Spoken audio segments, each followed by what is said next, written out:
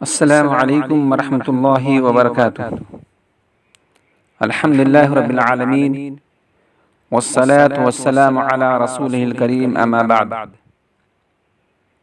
محترم حضرات اور معزز خواتین اسلام، اللہ کے رسول صلی اللہ علیہ وسلم کے اخلاق عالیہ پر مشتمل ایک اور واقعہ لے کر آپ کے سامنے حاضر ہوا ہوں۔ ایک 15 سالہ نوجوان جس کی آواز میں جادو ہے، جس کی آواز نہایت دلکش اور خوبصورت، اپنے ساتھیوں کے ساتھ مکہ المکرمہ کی وادیوں میں بکریاں چرایا کرتے تھے۔ اپنے معمول کے مطابق ایک دن وہ وادی جعرانہ میں اپنے دوستوں کے ساتھ بکریاں چرا رہے تھے کہ اچانک اذان کی دلکش آواز ان کے کانوں سے ٹکراتی ہے۔ وہ ان دلکش آواز کی طرف متوجہ ہوتا ہے اور اس کی نخل اتارنا اور مذاق میں اذان کہنا شروع کر دیتا ہے۔ محترم حضرات، فضا میں گونجتی ہوئی یہ دلنشی آواز کس کی تھی؟ جو ابو محذورہ رضی اللہ تعالی عنہ کی کانوں سے ٹکرائی تھی۔ اللہ کے رسول صلی اللہ علیہ وسلم فتح مکہ کے بعد حنین کا رخ کیا تھا۔ وہاں سے واپسی پر آپ جعرانہ میں مقیم تھے۔ اسی دوران ظہر کا وقت ہوا تو سیدنا بلال رضی اللہ تعالی عنہ نے اپنی خوبصورت آواز میں اذان دینا شروع کیا۔ وہی اذان کی آواز فضا کو چیرتی ہوئی ابو محذورہ رضی اللہ تعالی عنہ کے کانوں سے ٹکراتی ہے۔ ابو محذورہ رضی اللہ تعالی عنہ کی آواز بڑی خوبصورت اور صاف تھی۔ ابو محذورہ رضی اللہ تعالی عنہ بلال رضی اللہ تعالی عنہ کی خوبصورت آواز کی نقل اتارنا اور مذاق میں اذان کہنا شروع کر دیتا ہے۔ خوش قسمتی اس کی راہ دیکھ رہی تھی کہ اذان کی آواز اللہ کے نبی صلی اللہ علیہ وسلم تک پہنچتی ہے تو اللہ کے نبی صلی اللہ علیہ وسلم صحابہ کرام کو حکم دیتے ہیں کہ جس لڑکے نے ابھی اذان دی ہے اسے میرے پاس بلا کر لاؤ۔ ابو محذورہ رضی اللہ تعالی عنہ کو ان کے ساتھیوں سمیت اللہ کے نبی صلی اللہ علیہ وسلم کے پاس حاضر کیا گیا۔ آپ صلی اللہ علیہ وسلم نے پوچھا، ابھی کس نے بلند آواز سے اذان دی ہے؟ ابو محذورہ رضی اللہ تعالی عنہ کے ساتھیوں نے ان کی طرف اشارہ کر دیا۔ آپ نے سارے ساتھیوں کو واپس بھیج دیا اور صرف ابو محذورہ رضی اللہ تعالی عنہ کو روک لیا اور ان سے اذان دینے کی فرمائش کی۔ ابو محذورہ رضی اللہ تعالی عنہ کو یہ فرمائش گراں گزری لیکن انکار کی جرت نہ ہو سکی۔ ان کو اذان کے کلمات بھی نہیں معلوم تھے۔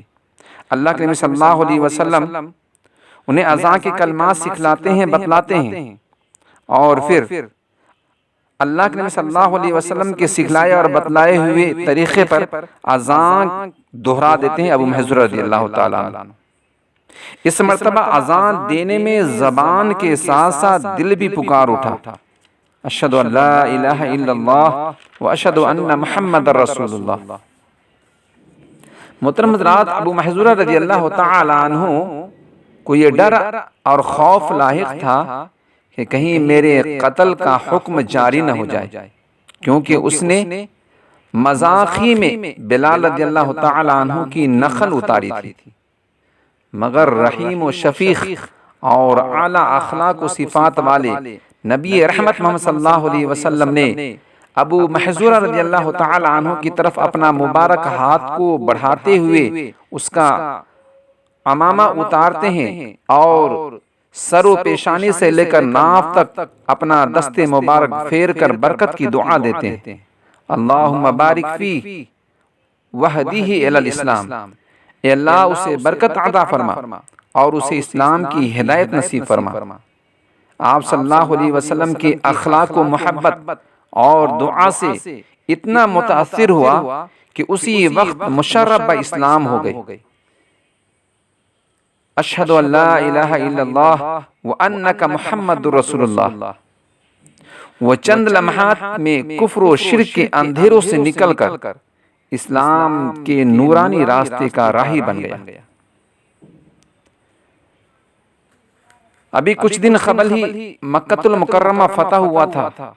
حرم مکی میں ایک دلکش خوبصورت آواز والے مؤذن کی ضرورت تھی، اس لیے آپ صلی اللہ علیہ وسلم کی نگاہ ابو محذورہ رضی اللہ تعالی عنہ پر پڑی اور آپ صلی اللہ علیہ وسلم نے ان کا انتخاب کر لیتے ہیں اور ارشاد فرماتے ہیں، اذهب معذنا فی اہل مکہ انت معذن اہل مکہ، جاؤ تم اہل مکہ کے مؤذن ہو، تمہیں مکہ المکرمہ کے لیے مؤذن مقرر کیا جاتا ہے۔ پھر مکہ مکرمہ پہنچ کر ابو محذورہ رضی اللہ تعالی عنہ بیت اللہ شریف میں مؤذن کی ذمہ داری سنبھال لیتے۔ کہاں اس کو یہ خوف لاحق تھا اس وقت جس وقت ان کو نبی صلی اللہ علیہ وسلم کے سامنے حاضر کیا گیا کہ کہیں اسے سزا نہ دی جائے، کہیں انہیں قتل نہ کر دیا جائے، کیونکہ اس نے اذان کا مذاق اڑایا تھا، اس نے اسلام کے شعائر کی بے حرمتی کی تھی، اس نے مؤذن رسول حضرت بلال رضی اللہ تعالی عنہ کی نخل اتاری تھی، اور کہاں ابو محذورہ رضی اللہ تعالی عنہ اب مؤذن حرم مکی کے منصب جلیل پر فائز ہو گئے۔ یہ ان کے لیے فخر اور اعزاز کی بات تھی کہ اللہ کے رسول صلی اللہ علیہ وسلم نے ان کے سر پر شفقت بھرا ہاتھ پھیرا تھا، انہوں نے مسرت اور شادمانی کے احساس سے سرشار ہو کر یہ ذمہ داری سنبھال لی اور زندگی کی آخری سانس تک مؤذن حرم مکی رہے۔ کہاں ایک معمولی چرواہا اور کہاں اللہ کی عزت اور حرمت والے گھر خانہ کعبہ کا مؤذن۔ یہ شرف اور فضیلت ان کی وفات کے بعد نسل در نسل چلتی رہی۔ اس واقعے سے نبی کریم صلی اللہ علیہ وسلم کے اخلاق عالیہ اور صفات کریمہ کا پتہ چلتا ہے۔ محترم حضرات، اللہ کے نبی صلی اللہ علیہ وسلم کے ایسے ہی واقعات آپ کے سامنے میں پیش کرتا رہوں گا۔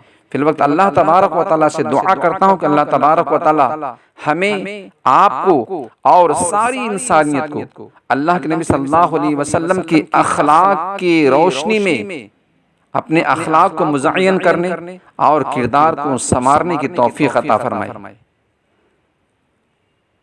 والسلام علیکم ورحمۃ اللہ وبرکاتہ۔ رہے نام اللہ کا، وہی ہمارا حامی و ناصر ہے۔